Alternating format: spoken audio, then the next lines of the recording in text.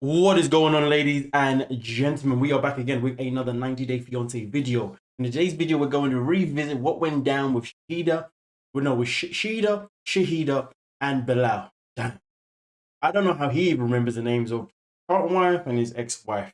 But with that being said, though, let's give a big massive shout out to every single person that is a member of the channel, every single person that is a member of Patreon and is a subscriber. The one. Nonetheless, though, let's get into it. Come on now. The last meeting that I had with Bilal, he told me that I overstepped the friendship bound with Shaeeda. I was just trying to look out for his well-being and his best interest as well as the kids. Do you apologizing for what? So, how's everything going? Right, let's pause it right there and let's break it down. If you are the baby mother, maybe even the baby father, and your partner's now moved on with someone new, but you know that your baby father or baby mother is very, very wealthy, and you know that they're now going to be marrying someone that is bringing pretty much nothing to the table. Of course, I would imagine you'd want them to get a prenup because, of course, if they don't get a prenup and that person decides to divorce them, any money that your partner loses, obviously you lose too, due to the fact of child support. So 100% I understand it being a concern for Shahidah, 100%. But does it mean that does it mean that you should have your say? Does it mean that you should step in and add in your little bits of X, Y, Z? Or then that's where it becomes quite subjective. I think in some situations, yes, you can, but in some situations you can't. And I think in this situation in particular, it's not a case of where she cannot. I think it was a case of where it was far too soon.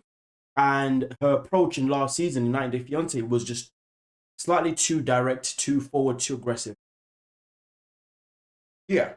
But let's continue. I'm good. And we're just looking forward to meeting you again, hopefully on pleasant terms. Last time we had an engagement was when you came to my home. I felt disrespected. Okay, what did I say to make you hurt and upset? I think it's not what you say, but how you said it. You were very much aggressive. You had a lot of rage. Shaeeda. Shahidah. Did I yell at you? I don't. Now that is a good question. So Shaeeda said that it was not what she said, it's how she said it. Which then goes back to what I'm saying, she's quite direct, quite aggressive. But this is where I'm going to happily contradict myself.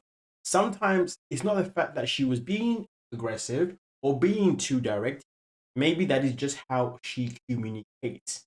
Because at the end of the day, does she have to really beat around the bush? Does she have to simmer things down, dumb it down? No. She's got to keep you 100% honest and straight to the point. Because she doesn't have to be friends with Shahidah. She doesn't have to be buddy-buddy. She just needs to know that there's a respect level when it comes to herself and the children. And to make sure the children are going to be in good hands. So to be fair with you, I am going to say that maybe Shahidah she's being too sensitive in this situation. She's been a bit too strong in this situation. But let's continue. If you don't see yourself when you're angry, but it was not so peaceful. You didn't like you came with the boxing gloves on. I'm not about to sit here and stand that because that's not what I did. That is the tone I did. You see how if it's not coming out of you, that aggression, that's the person's voice I witnessed. Yeah, I'm gonna go with the fact that Shahidah is looking way too much into it, because at the end of the day, she's just defending us and saying, no, that is not what I did.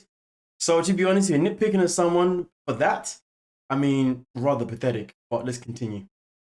Shahidah wants to sit here and be a victim. She wants to get away with her bad behavior as usual, and I'm not going to put it to rest. It's quite funny, to be fair. She talks about she wants to be the victim. But throughout the whole season of 90 Day Fiancé, we all sat there and we spoke about how no matter how many times Shahidah stepped up to Bilal, Bilal was always going to flip it around and play victim. He was always going to be the narcissist in the relationship. Well, now it seems as if the tables have turned. It seems as if Shahidah is now taking Bilal's role of now kind of bringing in that type of flipping the narrative, flipping it so she can be the victim and basically become the narcissist. I mean, listen, sometimes in life, when you spend too much time with someone, you become that person. And that is something that we may be seeing in front of our eyes from Shahidah. No, from Shaeeda. Shaeeda. You've lost me with the names. You know what I'm talking about. Come on. Well, talking about her, yes. Yeah, let's continue. Acknowledge that you hurt my feelings, apologize, and move on. You're not going to play me out to be a liar when I'm not lying. Damn, sounds like a lecture too. But anyway, let's continue.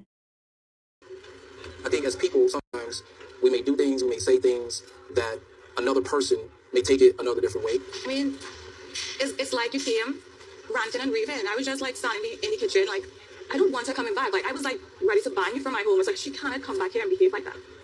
Ban me from my hurt and upset I was. Yeah, I mean, even though you may have felt like that, you know you can't do that because her children lives in that home.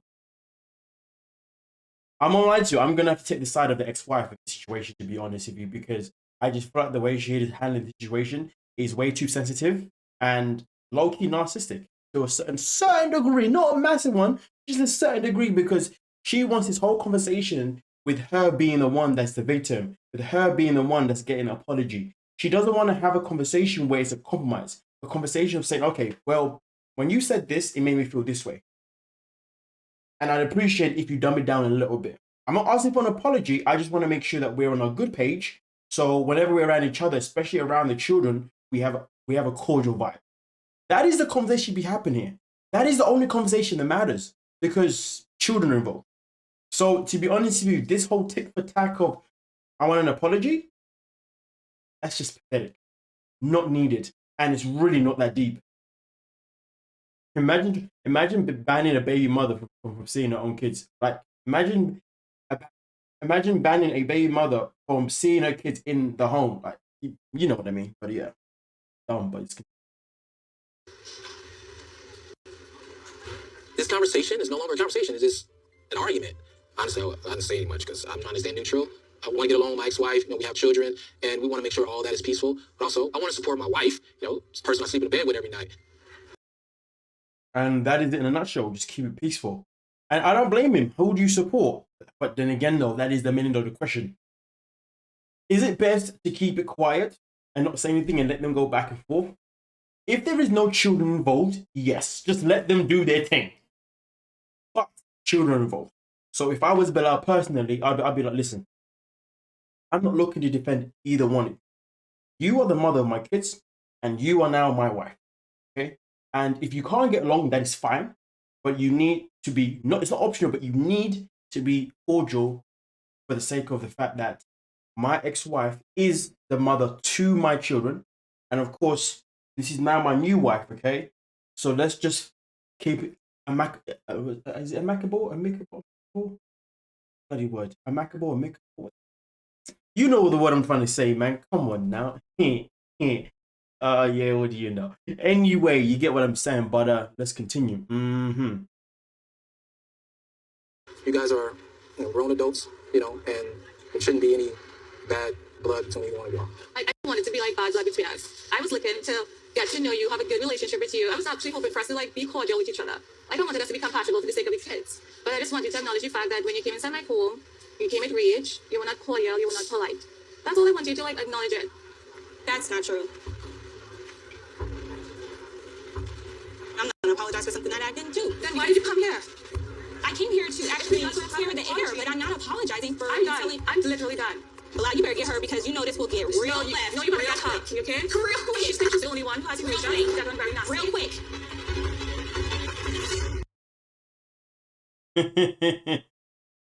Bilal, you better get your woman because you know what's about to go down. You know I got the hands right. You know. Let me get up and leave the situation. Listen, at the end of the day, I do not agree that there's an apology needed. An apology is not needed. A solution is what's needed. And Shahidah is not looking for the solution. She's just looking for an apology. And that is very selfish, sad, and I guess also narcissistic. But hey, let me know what you're thinking down below. That is exactly what I was able to pick up and decipher from this conversation itself in particular. And I'm just now looking forward to seeing what you guys are going to say in the comment section. So get your comments in there, flood the comment section. Don't forget to like the video and also subscribe. And we are done and we are out.